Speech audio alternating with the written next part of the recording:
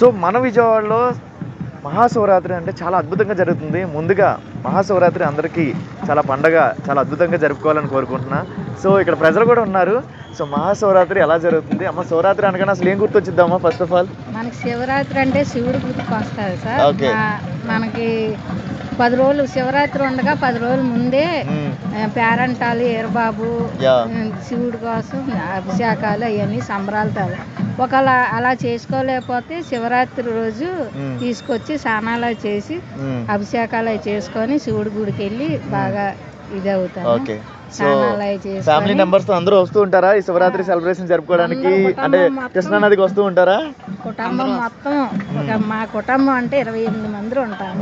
Family అందరం వచ్చి స్నానాలు చేసి పత్రాలు అవి ఇచ్చుకొని ఆ దేవుళ్ళు గుళ్ళకి వెళ్ళి వస్తాము. ఇంట్లో కూడా కార్యక్రమం ఉంటది, అవి చేసుకొని తిరణాలకి కూడా వెళ్తాము. కానీ మా బాబుకి బాబా ఊరు పేరు చెప్పు. మా బాబుకి హార్ట్ ప్రాబ్లం అయితే పుట్టపర్తి తీసుకెళ్ళాం, అక్కడ బాగా చేశారు. ఇక్కడ చేసేది కూడా బాగుంది. పుట్టపర్తి సాయిబాబా అంటే బాగా ఇది మా విజయవాడకు వచ్చి చేయడం ఇంకా మాకు హ్యాపీగా ఉంది. ఓకే. సో మన విజయవాడలో మహాశివరాత్రి అంటే చాలా అద్భుతంగా జరుగుతుంది. సో మహాశివరాత్రి రోజు శివుడిని డైరెక్ట్ గా నేను చూస్తున్నా లైవ్ లో.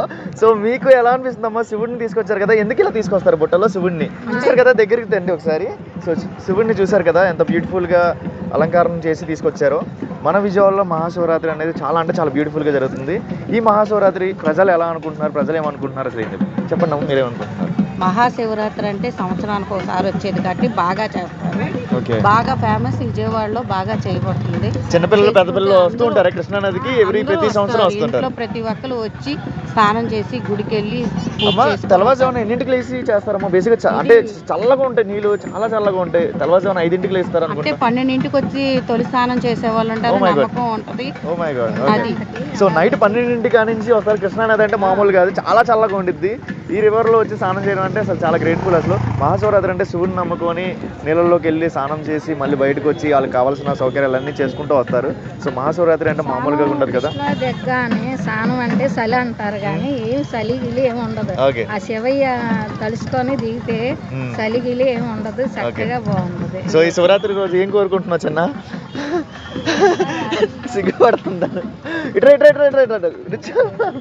సో మొత్తానికి అయితే శివరాత్రి రోజు మన విజయవాడ అందరూ ఏమి జరగకుండా చక్కగా అందరూ బాగున్నట్టు శివయ్యని కోరుకుంటున్నాం.